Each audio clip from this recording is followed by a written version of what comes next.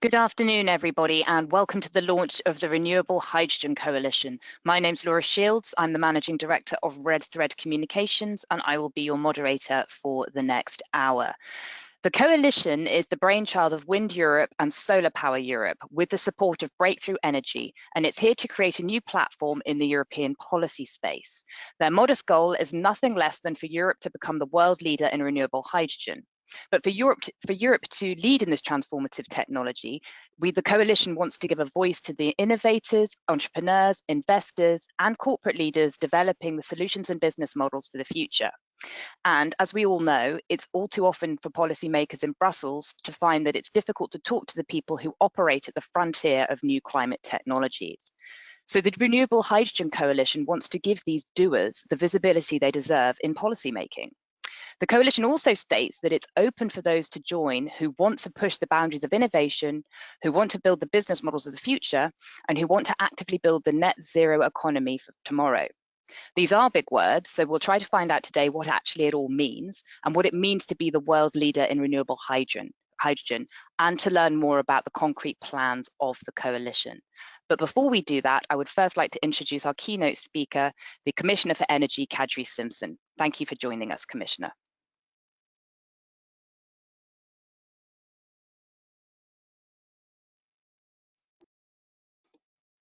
Thank you.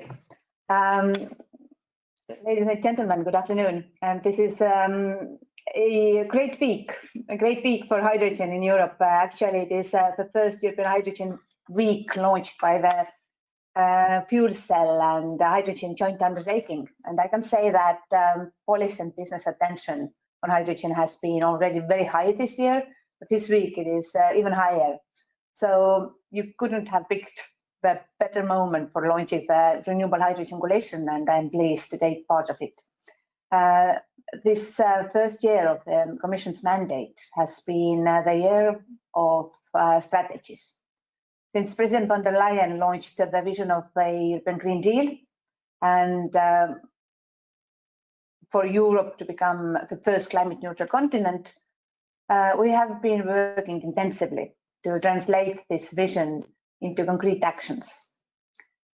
I would like to highlight 3 of our documents in particular that are relevant for renewable hydrogen. Of course, the European Hydrogen Strategy, presented together with the Energy System Integration last July. Then the first Clean Energy and Competitiveness Progress Report published as part of the State of the Energy Union package in October. And the Offshore Renewable Energy Strategy adopted just last Thursday.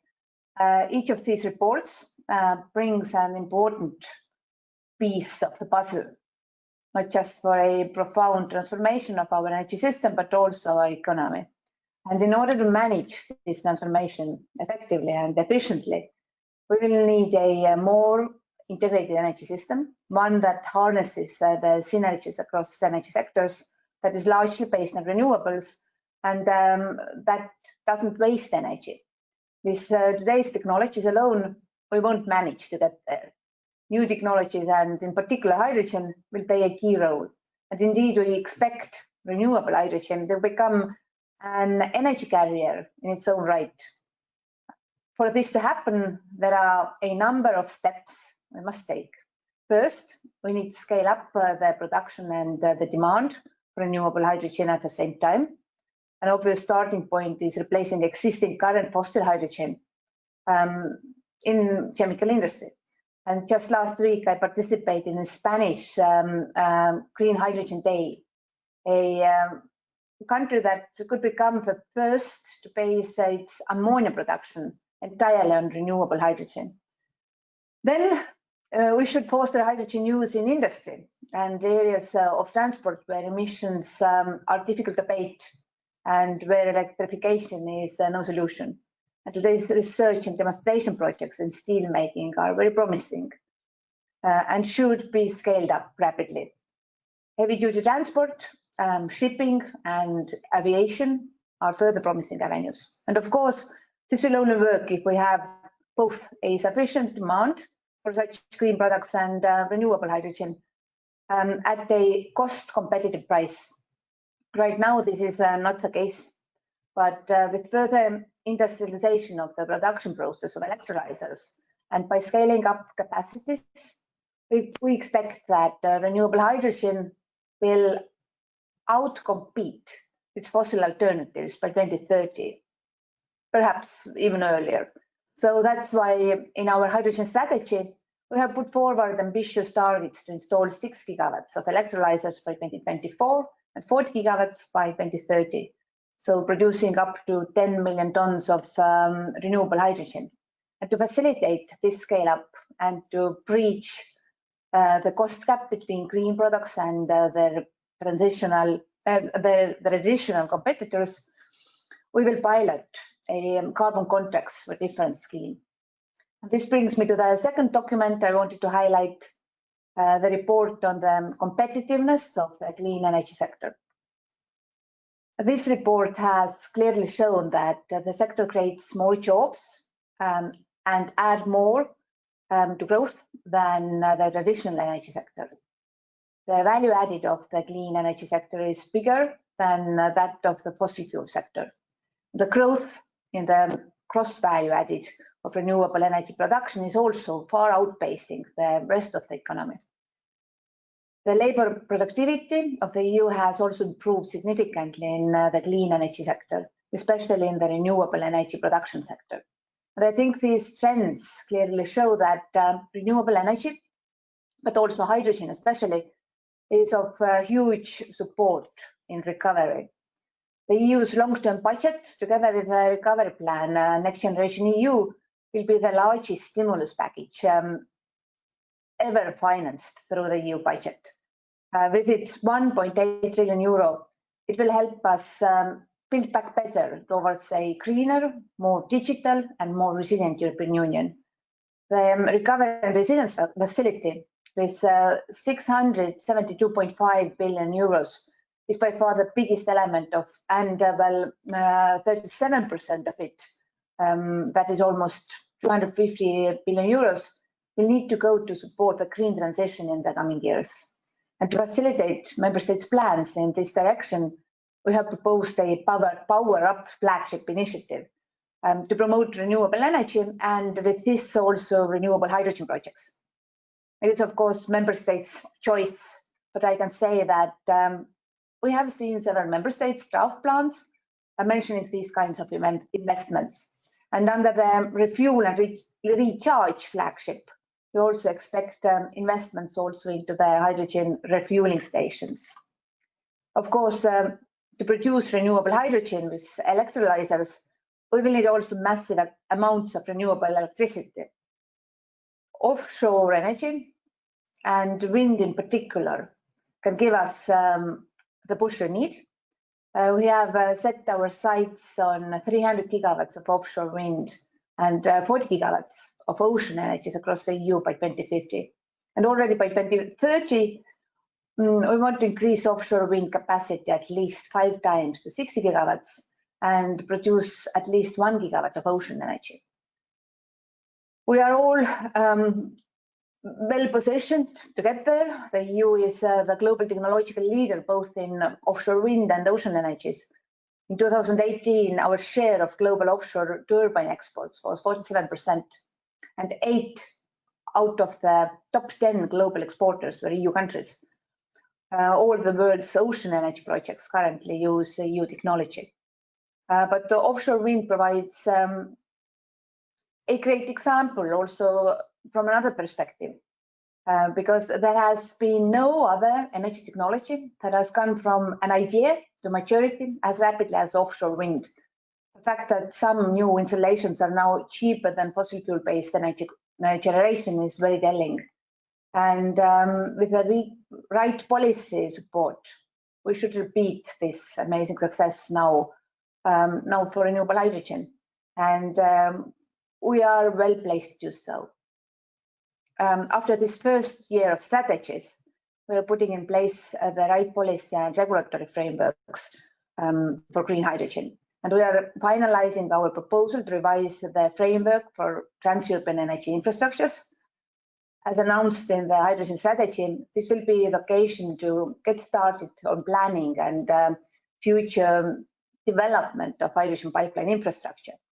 And in the context of the Fit for 55 package next June, we'll deliver the common terminology and certification for renewable and low carbon hydrogen. And this will be key for an open and transparent clean hydrogen market to develop. And last but not least, we will develop common market rules for integrating and trading renewable and low carbon gases, such as biogas and clean hydrogen. And our gas legislation needs to evolve to enable new renewable and low carbon gases to enter the networks and to be traded. And this is planned for the second half of next year. So as you can see, we have a full agenda to put in place the right conditions for project developers and investors.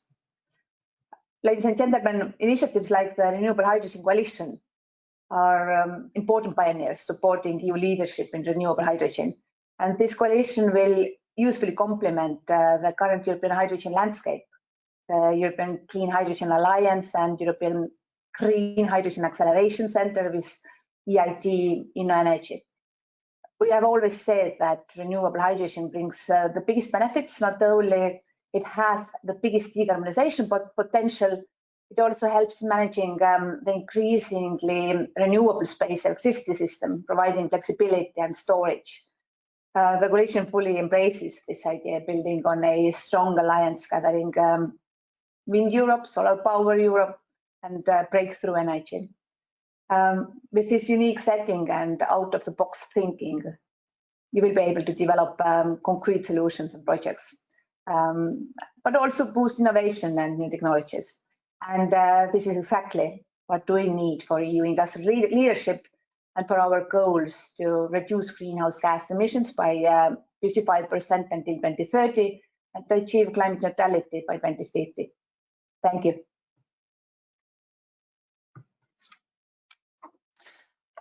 Thank you very much, Commissioner Simpson, for being with us today. And I'm also delighted to welcome the chief executives and leaders of the three organisations behind the coalition. We're joined by Giles Dixon, who is the chief executive of Wind Europe, Valberga Hemmetsberger, who's the chief executive of Solar Power Europe, and Anne Mettler, who is the Europe director for Breakthrough Energy. Anne, I'd like to start with you, if I may. Can you tell us a little bit more about why Breakthrough is supporting this coalition that Wind Europe and Solar Power Europe have formed?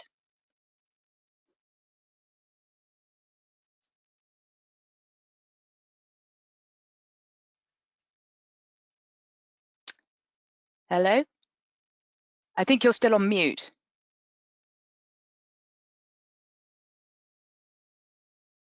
No?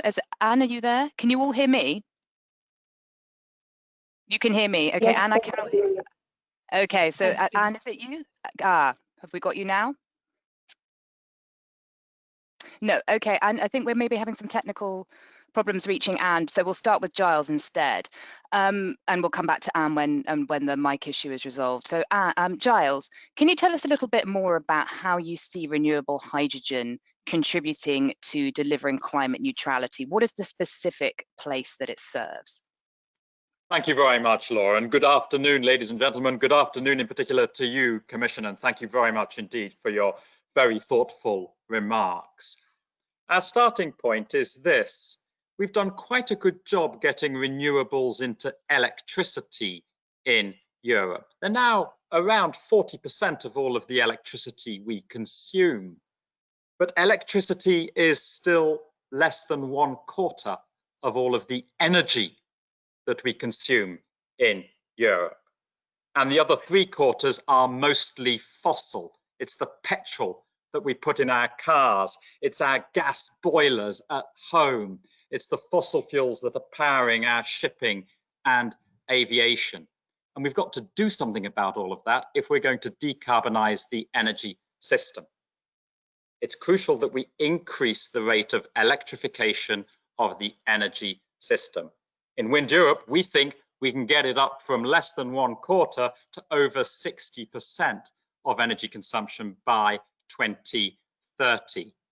But that still leaves nearly 40% of the energy consumption which we are not electrifying, simply because we cannot. There are many heavy duty forms of transport, many energy intensive industries that cannot be electrified directly.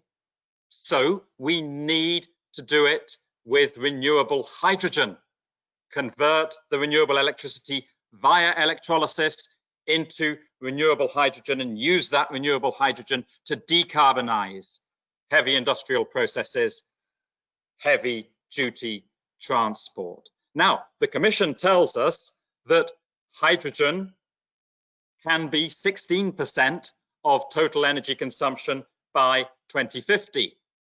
We hope that most, if not all of that, would be renewable hydrogen, because it's the cleanest form of hydrogen. It's also going to be the cheapest in the long term. And of course, it's the most energy efficient.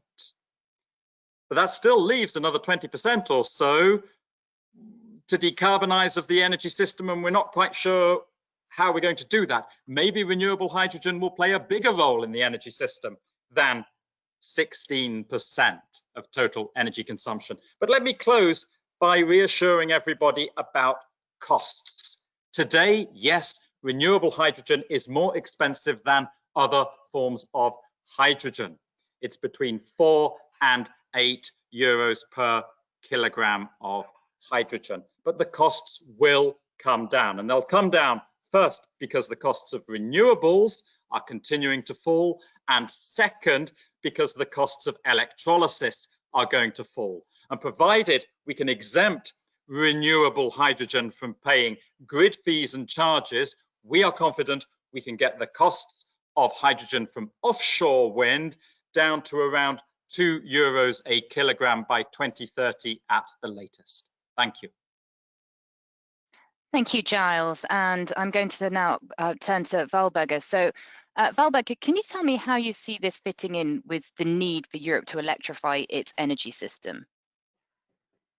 Sure. Thanks very much. And hello to everyone who joined us today for the launch of the Renewable Hydrogen Coalition. Very excited to launch this joint coalition today. This is a very relevant question, a highly relevant question. In a nutshell, electrification and renewable hydrogen fit very well.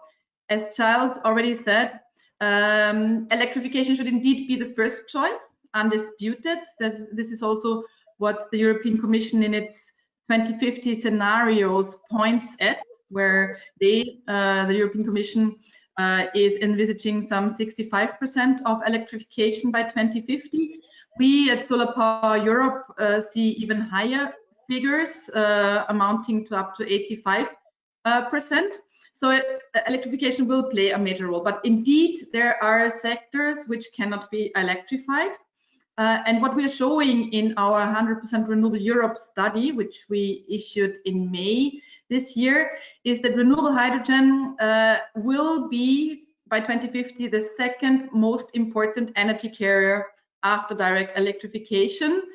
Some call it also indirect electrification, but precisely for those sectors which cannot be electrified, which is heavy industries, shipping, and aviation in particular. We are only at the very beginning of this revolution, and we still need to very carefully assess the realistic demand scenarios, and we need to take very bold decisions to accelerate the cost reductions Charles was referring to, on both the renewable side, but also on the electrolyzer side. And to end with, I do think that renewable hydrogen produced by electrolyzers and renewable electricity are perfect twins for two reasons. Hydrogen needs green electricity if we really want to decarbonize Europe by 2050. Hydrogen needs green electricity in order to contribute to a full decarbonized Europe and to get there where we want to be. And second, hydrogen can help integrate the large amounts of renewables we will need in the future system. Large electrolyzer capacities as we see it, and as we are also forecasting them in our 100% renewable energy in 100% renewable Europe study, large electrolyzer capacities will be deployed across Europe if we take bold decisions, and will allow for very strong system flexibility which will permit a full rollout of variable renewable generation. Thank you. Thank you, Valberga. And I think we now have Anne with sound. So Anne, we're going to try you again, just to tell us a little bit about how Breakthrough came to be involved with the coalition and what kind of support you're providing. Very good. Can you hear me now? Beautifully. Oh, wonderful. So sorry about this glitch. So thank you, Laura. And that's, of course, a very good question. Before I answer it, I just wanted to take a moment to thank Commissioner Simpson for what I think was really an excellent kickoff today. And let me say, I think it's very important to have such a committed voice for clean tech in the Ballymore. And some of you may know I have always called for a clean tech commissioner, and it sounds like we have one now, and it is also very much needed as we're on the cusp of the clean tech revolution. So that's excellent to know.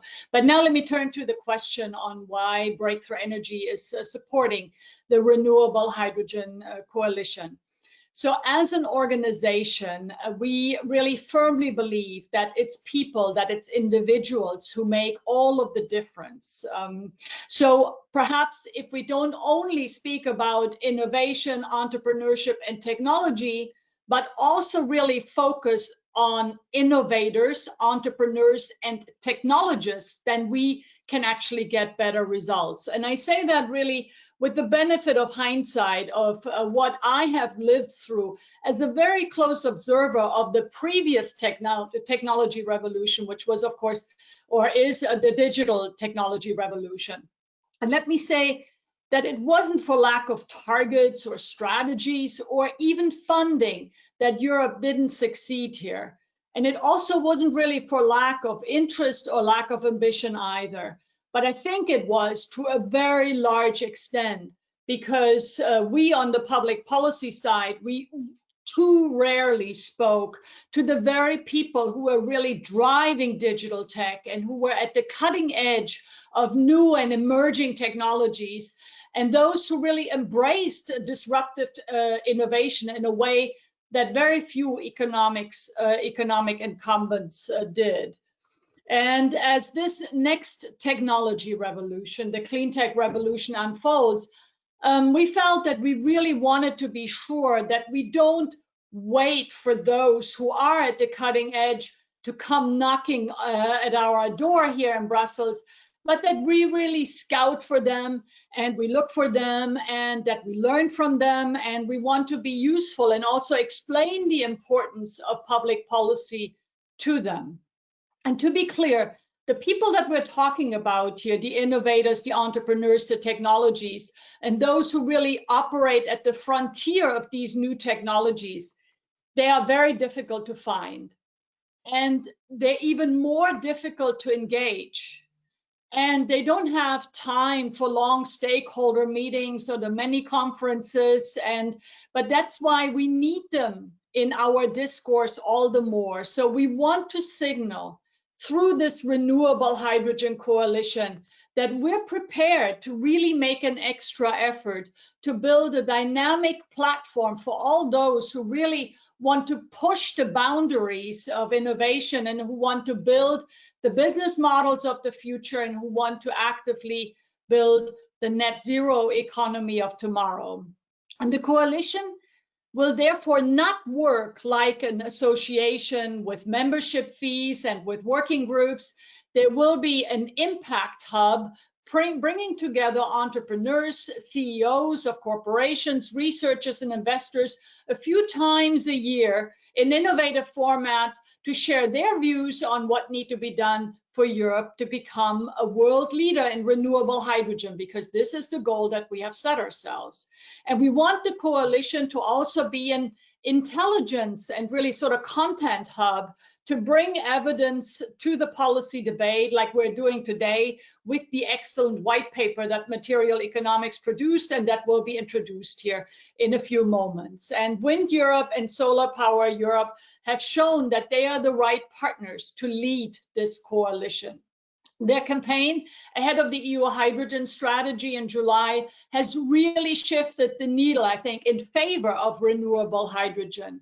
And the strong European renewable energy industry that they represent is the backbone of all European efforts in the renewable hydrogen space. I think that they just made a forceful case for that. And now we want to grow this concert of voices, so to speak, to include other players. We are asking the industrial off-takers to join, for instance, steel producers, and we're also asking the producers of electrolyzers to join.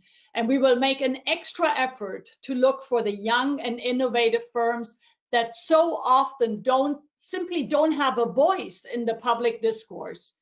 And we are also, of course, welcoming the investor community and researchers and many others. The last thing I want to say is we are operating in a complete collaborative spirit, and we recognize and do not wish to compete in any way with other initiatives. To the contrary, I think we sort of need an all hands on deck mentality and approach for Europe to succeed in renewable hydrogen. And this, Europe's success, needs to be our overriding focus. And I can assure you that for us at Breakthrough Energy, this is the case. We very much believe in Europe's potential in renewable hydrogen, and we look forward to working with all our partners in the Renewable Hydrogen Coalition. Thank you. Thank you very much, Anne. And we will be speaking to one of the younger, new, innovative players and startups later on in the session. We're now going to focus a little bit on some of the key questions now, which is what are the actual prospects for renewable hydrogen in Europe? And to answer this question, we are joined by Material Economics. Anne mentioned the white paper that they produced earlier. Material Economics is the leading consultancy based in Stockholm, and they've published a white paper named Mainstreaming Green Hydrogen in Europe. And I'm very pleased to be welcoming Per Anders Ankvist, who is the Chief Executive and the founder of Material Economics, and he joins us now. Thank you very much for being with us, Per Anders. Can you tell us what was one of the main key findings from the white paper that you launched today? Happy to do that. Let me just do a quick sound check here that you can hear me all right. Yes, very well. Excellent. Thank you. No, so the main finding of the white paper is that there might be much more hidden demand for renewable energy, for renewable hydrogen in Europe than perhaps previously thought. And as you see on this exhibit, we believe that there might be up to 540 terawatt hours of hidden demand for renewable hydrogen in Europe in the next years. And the reason we came to that estimate is that we observe a bit of a new market dynamic now for renewable hydrogen in Europe and indeed for sustainability at large. We have now a large number of leading manufacturers in these relevant value chains who have set themselves very strict carbon and climate targets, right? In many cases, it's net zero targets, and in many cases, it is net zero targets, including their entire supply chain. So including all the materials they put into their product. And the reason, of course, why they have set those targets is that they see a big commercial value in being able to offer their customers a carbon-free product, or at least a close to carbon-free product. They simply believe that they will sell much more and much better if they have carbon-free products. And this creates a new dynamic, right, for renewable hydrogen, because these companies will not only look at the cost side of the business case for renewable hydrogen, they will also look at the revenue side. So they will compare the initial extra cost of renewable hydrogen to how many more products they will sell, to how much more revenue they will generate by having this carbon-free product.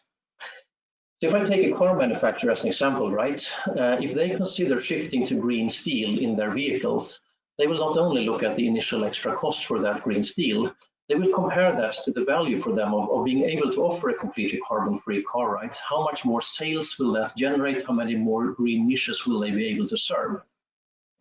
And in many cases, that revenue side will tilt the business case in favor of going to action. It will turn the business case in favor of renewable hydrogen.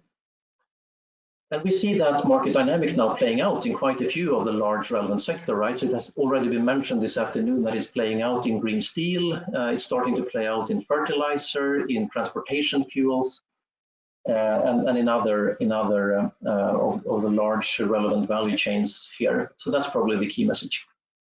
And what you talked at the beginning about the hidden demand probably being much greater. Can you explain a little bit more about what you meant by that? So can you break it down for the audience? Now, what we mean with hidden demand is that it's not visible, right, in sort of traditional cost competitiveness analysis, right? I mean, a traditional analysis would look at the cost of renewable hydrogen, and it would compare that to the cost of fossil alternatives. And it would come to the conclusion that it's more expensive, and therefore that we need years now of learning effects and years of public policy support. And that it will take quite a few years until this can really start to scale. And that type of analysis is, of course, crucial, and it would be naive to sort of disregard that type of analysis, and we don't mean to do that at all. But what we are suggesting is to complement that type of analysis with this new dynamic that I mentioned, i.e. that there is also a revenue side to the equation, and the companies who take the lead in this development and first come to market with carbon-free products, they will have a huge competitive advantage from that. And if you take this slightly broader view of competitiveness, you will uncover new sources of demand that leads us to believe, and leads me to believe, that this development, at least on the demand side, can go faster than many have previously thought. And it perhaps also puts a spotlight on this bottleneck that Gilles and others have mentioned, that in our analysis, the main bottleneck for this might well be the build-out, or will probably be the build-out of renewable electricity. And that's why today's discussion is so timely. Thank you very much, Per-Anders. And just for the audience, you published this white paper earlier today, so presumably they can find it at your website. Yes. Thank you very much. Okay, there's the plug for the report if you want to go and have it, or the white paper if you want to go and have a read of it, but not now. Stay with us, focus on the webinar, and then you can look at it later on. Thank you very much for joining us, Per-Anders Engqvist.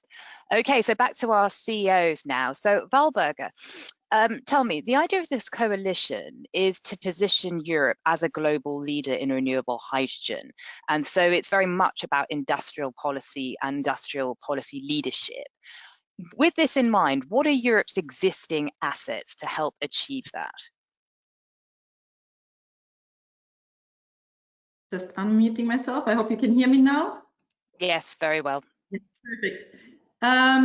Yeah, I would like to tackle this question from three angles, basically from the input side, from the technology side, and from the financing side. Now, what we have in Europe on the input side is a very strong renewable industry, and an industry who is ready to gear up and deploy renewables even at a much faster pace than what we've seen up until now. And that is coupled with an enormous potential we have in Europe.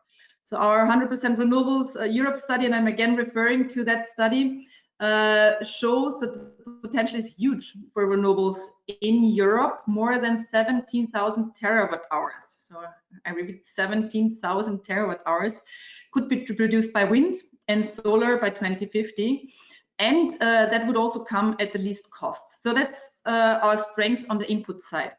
On the technology side, we have in Europe leading electrolyzer producers and know-how which we should not waste and use to establish a European electrolyzer manufacturing champions, not one champion, but champions. Renewable hydrogen can also boost by that innovations in PV, for example, just on the sideline. For example, there are ongoing projects for solar to hydrogen, which include very highly efficient cell technologies. So that's from the technology side. And last but not least, we have a unique opportunity now with a recovery from the COVID pandemic to really channel the money of the recovery funds to technologies and to areas where we will invest in future-proof technologies, where we can accelerate electrification in key sectors and develop an ambitious strategy for renewables, for renewable hydrogen. And to end with, that is very important, because what we do not need, or where this money should not go to, is into so-called transition technologies, such as, for example, blue hydrogen. And that is one of the reasons why we also want to strengthen the voice here with the Coalition for Renewable Hydrogen. Thank you very much. Giles, one of the things that's been discussed already is that renewable hydrogen can really help with those hard to abate sectors, so the heavy industry, chemicals, shipping, aviation, so basically non-road transport. But do you think that their renewables can actually deliver in the volumes that are going to be needed for those sectors? Yes, they can. And we've already started. Wind turbines are already powering hydrogen refueling stations in Germany.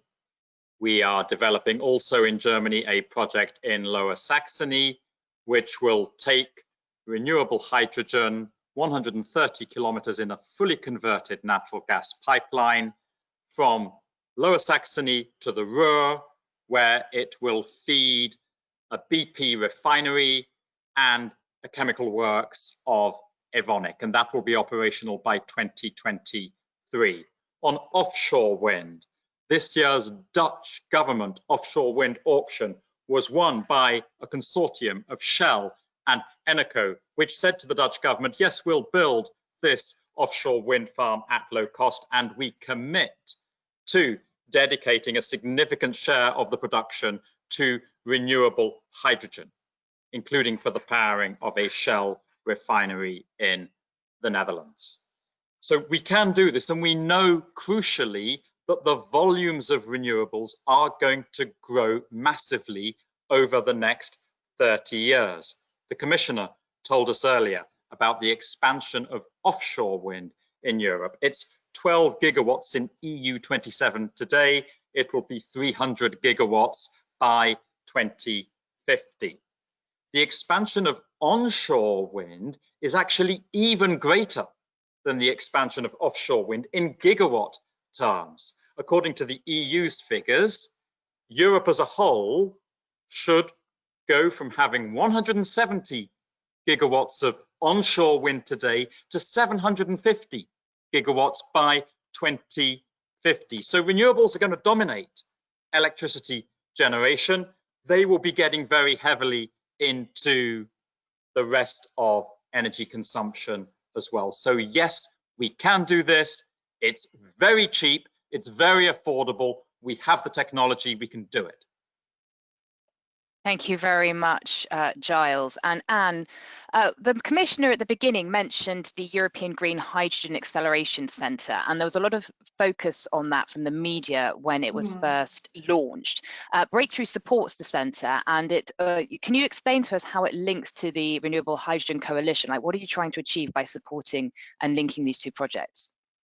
Absolutely, and thank you, Laura, for the excellent question. So let me say that we were actually very pleased with the attention that the recent launch of the European Green Hydrogen Acceleration Centre received. I think it clearly shows that there was a need for such an initiative. So we were delighted, or we are delighted to have started the centre in collaboration with InnoEnergy, in many ways to learn from the very valuable experience that they had in having set up the European Battery Alliance, which of course put Europe really on the global radar screen with regards to batteries in less than 3 years. So this is something that was very important to us, that we team up with a partner that doesn't only talk about wanting leadership, but that has a track record of having produced that leadership.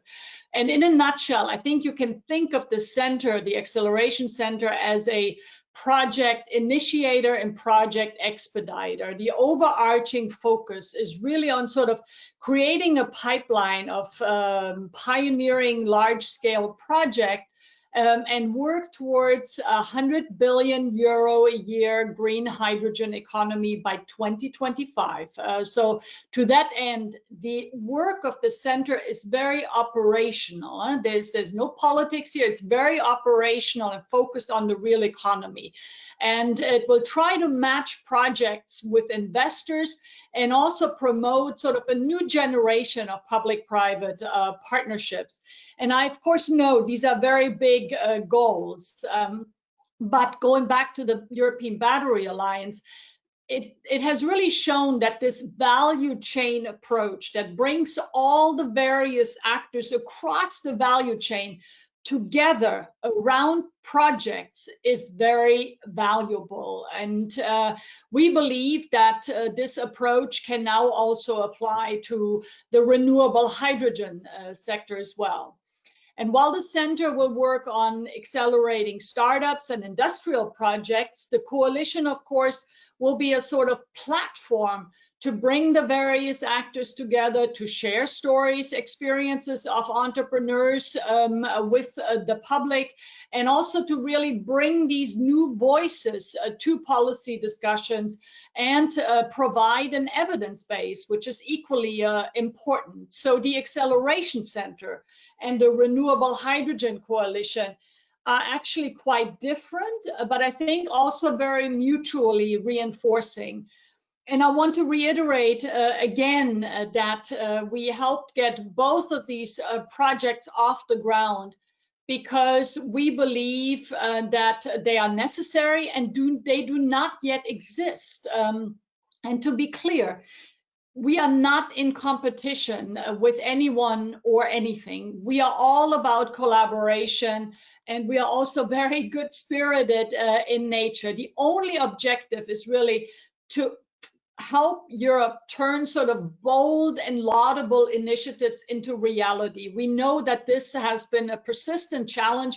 Europe usually has powerful visions. We want the right thing, but we are not always so good in the delivery. And that's why both of these projects very much focus on what perhaps is missing in the policy sphere. I want to close sort of by recalling what President von der Leyen said when she announced the European Green Deal. She said, this is Europe's man on the moon moment. And I think we all agree. And therefore, we are here to unleash the potential of innovators, of entrepreneurs, of technologies, without whom we will never get to the moon, no matter how good our strategies are or how ambitious the targets are. So this is now an effort to find those people and to give them a voice, to give them a face, and really to learn from their experience. And I look forward to this journey together with our partners. As I said, it's a collaborative effort, and we hope that many will join. Well, I think we may have found one of them already, Anne, because you talked earlier about the need to inject more fresh voices and the perceptions of the startups into the equation, particularly into the policy debate. And so I'm very pleased that we can be joined now by Philippe Heinbach, who is the head of energy policy at Enapter. Philippe, can you tell us a little bit more about Enapter and what's the story of your company, and particularly when it comes to developing a successful hydrogen strategy? Sure, Laura. So the story of Enapter as an electrolyzer manufacturer started 2017 with only 3 employees. It was Sebastian Justus Schmidt and his son who looked into green hydrogen for a more sustainable way of their off-grid home in Thailand. And it's then when they realized the enormous potential as an end user and took the chance to overtake this Italian company. And by now we're 120 employees 3 years later, and just announced an investment of 100 million euros into the first automized mass fabrication of electrolyzers in North Rhine-Westphalia of Germany. And if you ask me what enabled this fast development, I think it's mainly 2 things. It's our unique technology, and it's the very different approach we have to the hydrogen market. So let me start with the technology. Enapter uses the so-called Aem Electrolyzer, which we believe is really the best of both worlds between alkaline and PEM systems, because we have the cost reduction potential that can reach low costs like alkaline electrolysis, because we don't need any noble metals in our membrane, but we also have the same dynamic high response rate like PEM electrolyzers, so as to work perfectly with intermittent renewable electricity supply. And then when it comes to the approach to the market, we really think hydrogen as a product. So not as a highly specialized individual installation. We believe the best way to actually materialize the cost reduction potential and to deliver on low cost is by a standardized modular product that in the end, through the economies of scale, through mass fabrication, will reach the lowest price. Thank you. And are there any specific lessons that you want to share with the audience about what it takes to build that successful strategy? What's the key things that you've learned, perhaps what didn't work as well as what did work? Yeah, well, if we look at hydrogen strategies, I'd say one of the most important things to keep in mind is that the innovation race is not over. There is a lot more to come, which we cannot even imagine at this stage. And we need to give sufficient room for these developments and sufficient flexibility into these frameworks we're trying to build now to allow for them to be successful. So I think it's important to keep in mind that this market is not natural, but it's created by our decision. And if I may give one example, all discussions in the hydrogen market at the moment is to build bigger electrolyzers. So it's all about getting bigger and bigger and bigger. But why is that? Did a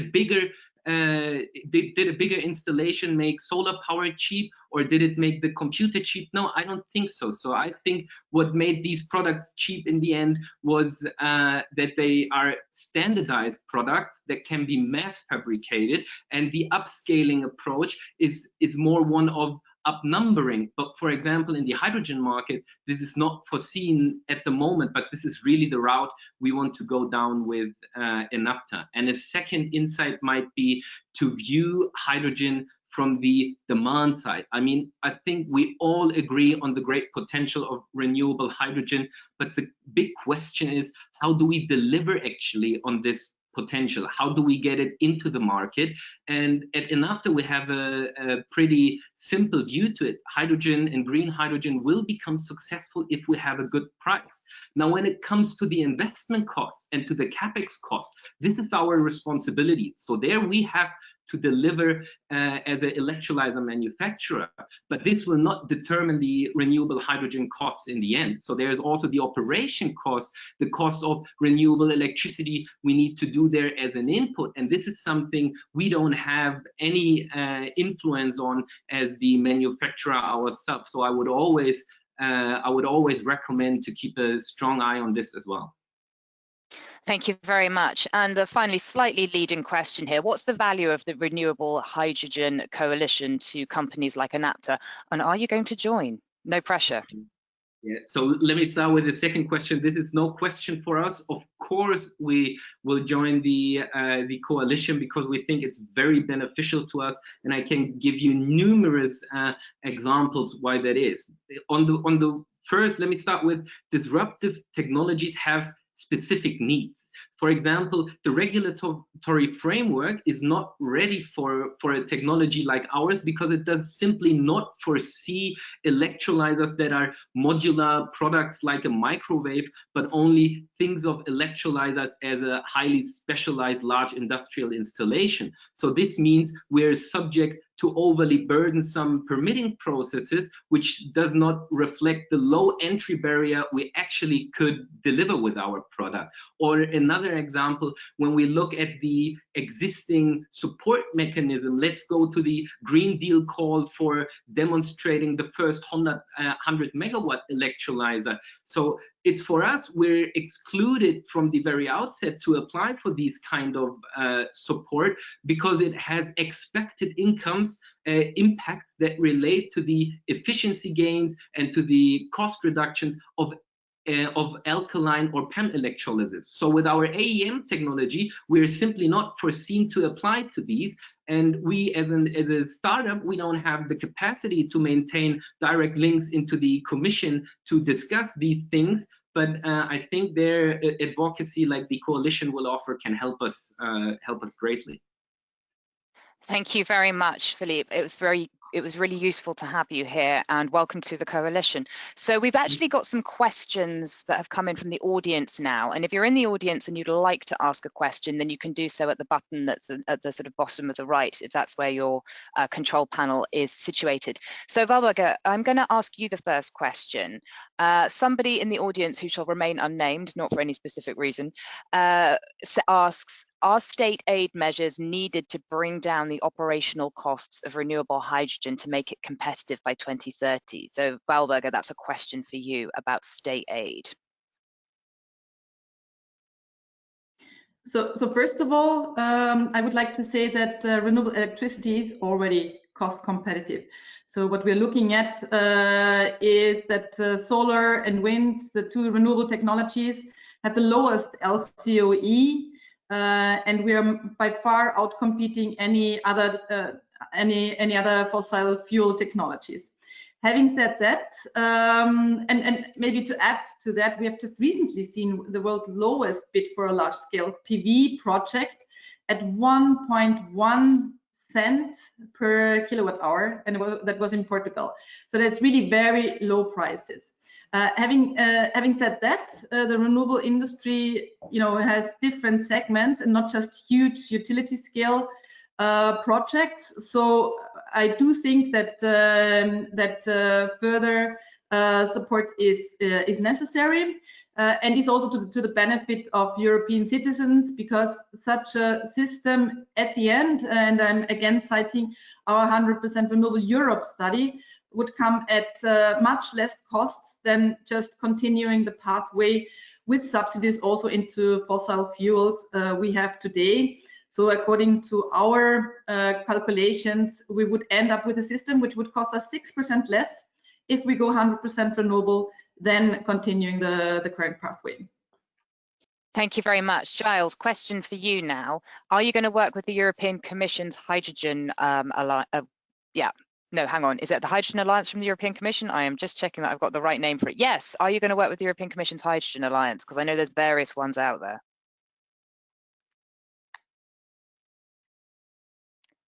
And Giles, do we still have you? Yes, you do. I'm sorry, I was muted. Absolutely, we will. In fact, Wind Europe and Solar Power Europe are managing 2 of the 6 round tables that make up the EU Clean Hydrogen Alliance. So definitely we'll be working with the Commission. And crucially, we'll be working with industry. We've talked today a lot about the supply side. We mustn't lose sight of the demand side. Energy-intensive industry used not to like renewables. They thought we were expensive. They thought we were messing up the energy system with our, quote, intermittency, unquote. Today, they are knocking on our door saying, we want to decarbonize. We haven't quite decided yet how far we'll decarbonize by electrifying our industrial processes, how far we will be using renewable hydrogen, but we know we want to decarbonize. Can you please build a wind farm next to the factory or somewhere close to the factory and connect it to the factory with a cable, or perhaps virtually via a power purchase agreement?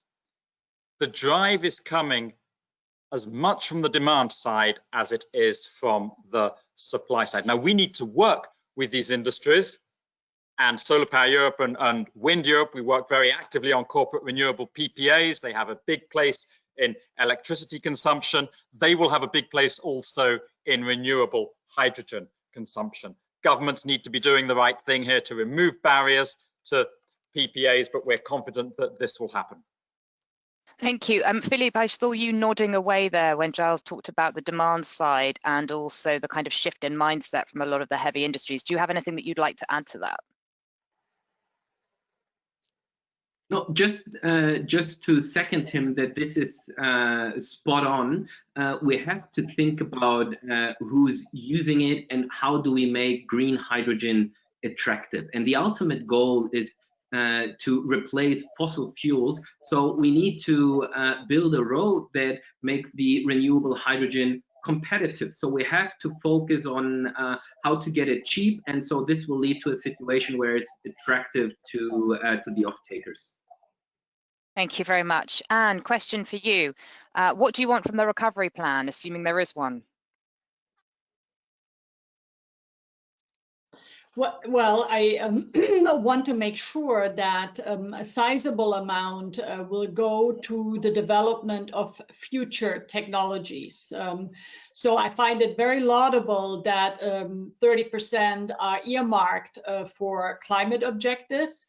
And I think it will be important that at least part of that will go into the development of future clean technologies. We know that many of the technologies that will be needed for climate neutrality by 2050, they may exist, such as green hydrogen, but they are not yet commercialized. They are not yet at a scale where they are in wide use. And I think this is what we need to keep our eye on, because Europe needs to lead this future clean technology revolution. And we cannot be laggards like we were in the digital revolution. So it's very important, as I said, that we have an eye on what are the emerging technologies, and green hydrogen or renewable hydrogen is one of them, but not the only one. And that we make sure that essentially we invest today for tomorrow. Thank you very much, Anne. Okay, one final question to the three of you, and quick fire round. Somebody in the audience asks, you're talking a lot about 2050, but what needs to happen in this next decade? So one thing from each of you, please. And Valberger, I'm going to start with you. So one thing that needs to happen by 2030. We need to be much faster when deploying renewables, much faster. So when it comes to the national energy and climate plans of the member states, they are planning 19 gigawatts of solar yearly on average. That's too little. And we do think that our industry can do much better, and there's much more appetite with the right permitting procedures. Thank you. Actually, see Philip's put his camera off. I was going to invite you to join in. I know I said the three of you, but it should be the four of you, really. So Philip, if you want to put your camera back on, I'm going to go to Giles next. Giles, what's the thing that needs to happen by 2030? Spend recovery plan money on funding and financing of the scale up of electrolyzers and the scale up of mass production and standardization of electrolyzers, as Philippe was rightly saying. That will drive the costs down and will put us in a position where by 2030 renewable hydrogen is at least at the same price as other forms of hydrogen, if not cheaper. Thank you very much. Philippe, would you like to add anything? One final thought from you on what needs to happen by 2030? I'd say a much easier regulatory processes and permitting processes, because I think we have to get clear for ourselves that in the end it's a competitive race, right? So we have to act fast, and we have to get our power on the street, and we can deliver on this by having easy processes to install new applications. Okay. Make it easier. Always the thing when we're dealing with Europe, right? And Anne. Yeah, just two words, speed and scale is what we need. Speed, as Philip just said, things are way too slow. If we look at wind and solar, it took 25 years to become cost competitive. We don't have that time, so we need to really figure out how do we shorten the innovation cycle, and on scale. It's not only research where Europe is strong, but especially about deployment and diffusion of technology. We have to use this technology, not only develop it. And if we get that right, I think we have everything to play for, and we can lead this next technology revolution, and in renewable hydrogen in particular. Thank you very much. Very interesting and useful answers. Just final quick thought for the three. So back to the three of you now, three coalition leaders, if that's what we're going to call you. Final thing for the audience, what should they expect from you next? So what's the next step, Giles? You can expect a lot of noise from us, a lot of heat, a lot of pressure on the EU and on national governments to be doing the right thing, to be spending their money in the right ways, to be bringing in the right sort of regulations that will help to drive the market for renewable hydrogen. Thank you very much. Valberger. I would say we will invite you all who are listening here today to join us, and many more. And we want to have the society at large, as Anne already set out, around the coalition, and we want to reach out to all of you to join us. Thank you very much. And Anne? Well, I would say that all those who sort of operate at the technology frontier when it comes to renewable hydrogen, we'll be looking out for you, and we'll come and scout you. Thank you very much. And that brings us to the end of our event. So thank you all very much for tuning in to watch and also for your really interesting and informative questions. Thank you very much to our speakers, also to Per Anders and also to Philippe. And that brings us to the end of the session, and see you for future ones. Thank you all very much and good night. Thank you. Bye-bye. Thank you. Bye.